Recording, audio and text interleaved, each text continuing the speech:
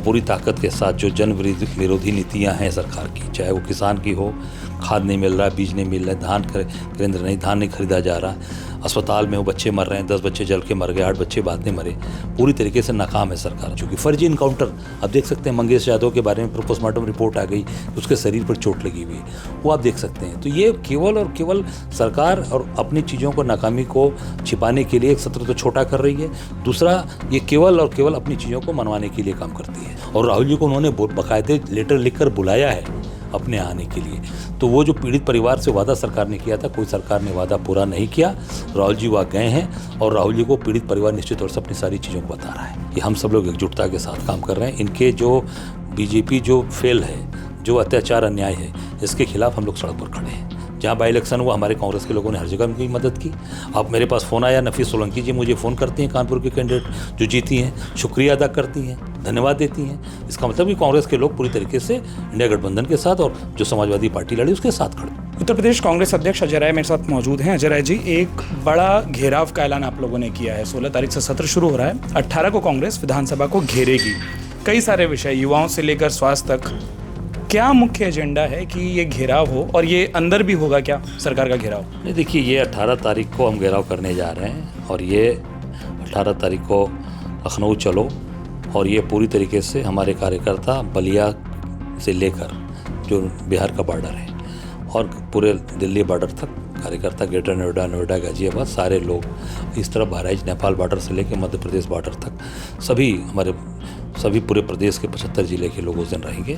और पूरी ताकत के साथ जो जन विरोधी नीतियां हैं सरकार की, चाहे वो किसान की हो, खाद नहीं मिल रहा, बीज नहीं मिल रहा, धान केंद्र नहीं, धान नहीं खरीदा जा रहा, अस्पताल में वो बच्चे मर रहे हैं, 10 बच्चे जल के मर गए, 8 बच्चे बाद में मरे, पूरी तरीके से नाकाम है सरकार। अस्पताल पूरी तरीके से, स्कूलों में, प्राइमरी स्कूलों में पहले जिले की व्यवस्था होती थी, बेसिक शिक्षा अधिकारी लोकल खरीद कर लोगों को जाड़े में कंबल और जो उनको मोजे और ये दिए जाते थे, पूरी तरीके से स्वेटर, वो करता था। अब ये प्रदेश से पूरी कर रहे हैं, ये गुजरात की कंपनी सब कर रही हैं। ये सब इश्यूज़ पर फेल हैं। आप कानून व्यवस्था देख सकते हैं, जिस तरीके से बहराइच की घटना, जिस तरीके की आप देख सकते हैं संभल की घटना, पूरी तरीके से सरकार फेल हो चुकी। फर्जी इनकाउंटर आप देख सकते हैं, मंगेश यादव के बारे में पोस्टमार्टम रिपोर्ट आ गई, उसके शरीर पर चोट लगी हुई है, वो आप देख सकते हैं। तो ये केवल और केवल सरकार और अपनी चीज़ों को, नाकामी को छिपाने के लिए एक सत्र तो छोटा कर रही है, दूसरा ये केवल और केवल अपनी चीज़ों को मनवाने के लिए काम करती है। हम सारी चीज़ों को 18 तारीख को सड़क पर उतर कर एक्सपोज करेंगे। और जो नौकरी के संदर्भ में जनता से झूठ बोल रहे हैं कि हमने नौकरी दिया, इतने किए, 7-8 साल में कोई रिजल्ट आया, 14 रिजल्ट लीक कर गए, 14 पेपर लीक कर गए, तो पूरे प्रदेश की जनता सड़क पर उस दिन रहेगी और इनसे हिसाब मांगेगी और इनको कुंभकर्ण नीति से जगाएगी। एक चीज़ और, आज हम लोगों ने एक तस्वीर देखी है, नेता प्रतिपक्ष राहुल गांधी जी हाथरस पहुंचते हैं। सत्ता पक्ष की ओर से और सरकार की ओर से ढेर सारे सवाल उठ रहे हैं कि 4 साल बाद जा रहे हैं, अब क्यों जा रहे हैं, सीबीआई की जांच हो गई, न्याय में जो बातें थी, अदालत की ओर से जो कुछ कहना था, जो उसमें बातें नहीं थी, वो सब हो गया, अब क्यों वो पहुंच रहे हैं? देखिए, राहुल जी पहले भी गए थे, शायद सरकार को जानकारी है कि नहीं है, ये भी उनसे पूछिए ना आप कि 4 साल पहले राहुल जी गए थे कि नहीं गए थे। राहुल जी गए थे वहाँ पे, मैं उसमें प्रदेश अध्यक्ष नहीं था, राहुल जी गए थे, मेरी जानकारी में है। तो उस समय भी गए थे। और राहुल जी का स्वभाव है कि जैसे कहीं पर भी, जैसे भी आपने देखा होगा, सुल्तानपुर गए तो वहाँ मोची की दुकान पे लौटते समय बैठे, तो देखिए उनसे गुण सीखा और क्या उनको आवश्यकता ज़रूरत है, वो उनके जहन में आ गई बात। फिर एक नाई की दुकान पे दिखा, अपने गए थे, तो वो सारी चीज़ें जानकारी में, तो उसको कैसे फॉलो अप करना कि वो सामान उनको जो वादा किया गया था या उनको जो आवश्यकता थी वो मिली कि नहीं मिली। सरकार ने जो वादा किया था 4 साल पहले उस पीड़ित परिवार से, और राहुल जी को उन्होंने बाकायदे लेटर लिखकर बुलाया है अपने आने के लिए, तो वो जो पीड़ित परिवार से वादा सरकार ने किया था, कोई सरकार ने वादा पूरा नहीं किया। राहुल जी वहाँ गए हैं और राहुल जी को पीड़ित परिवार निश्चित तौर से अपनी सारी चीज़ों को बता रहा है। केवल सीबीआई जांच उससे नहीं होगा ना, वो आपने वादा किया, उस वादे को पूरा नहीं किया सरकार, इसका मतलब फेल है। ये झूठ बोलते हैं, केवल झूठे बात करते हैं गरीब लोगों से और गरीबों का मखौल उड़ाते हैं।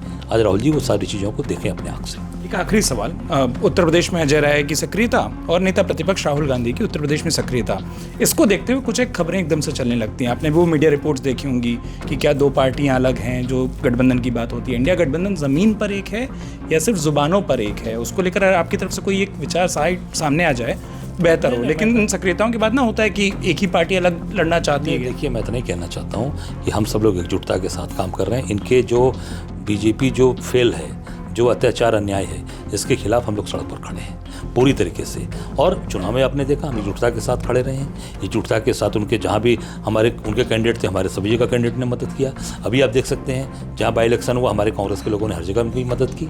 अब मेरे पास फ़ोन आया, नफीस सोलंकी जी मुझे फ़ोन करती हैं, कानपुर के कैंडिडेट जो जीती हैं, शुक्रिया अदा करती हैं, धन्यवाद देती हैं। इसका मतलब कि कांग्रेस के लोग पूरी तरीके से इंडिया गठबंधन के साथ और जो समाजवादी पार्टी लड़ी उसके साथ खड़े थे। तो हम कहीं बाहर नहीं हैं, हम काम करने के लिए तैयार बैठे हैं। और जहाँ पर भी अत्याचार अन्याय होगा इस सरकार के द्वारा, भाजपा के लोगों के द्वारा, हम निश्चित तौर से वहाँ मजबूती के साथ खड़े हैं उनके साथ। एकदम छोटी सी बात, आपसे मैंने बात की थी जब आप संभल जाने की कोशिश कर रहे थे, 10 तारीख तक वो मियाद थी, अब उस बारे में अपडेट नहीं आया है। चूंकि विधानसभा का सत्र आ रहा है, क्या ज़मीन पर भी जाने की कोशिश होगी? परिवारों से तो आपके नेता राहुल गांधी मिले, प्रियंका गांधी मिली, लेकिन क्या संभल की ज़मीन पर भी जाने की कांग्रेस फिर कोशिश करेगी अब? देखिए ऐसा है कि जब अत्याचार अन्याय जहाँ हो रहा है वहाँ हम जाने का पहले प्रयास किए, नहीं लगता उनको कि हमारे जाने से कानून व्यवस्था खराब हो सकती है। तो निश्चित तौर से वहाँ से जो परिवार, हमारे कार्यकर्ता, हमारे प्रदेश के पदाधिकारी, वो लोग उनको लेकर आए और राहुल जी से मिलवाए।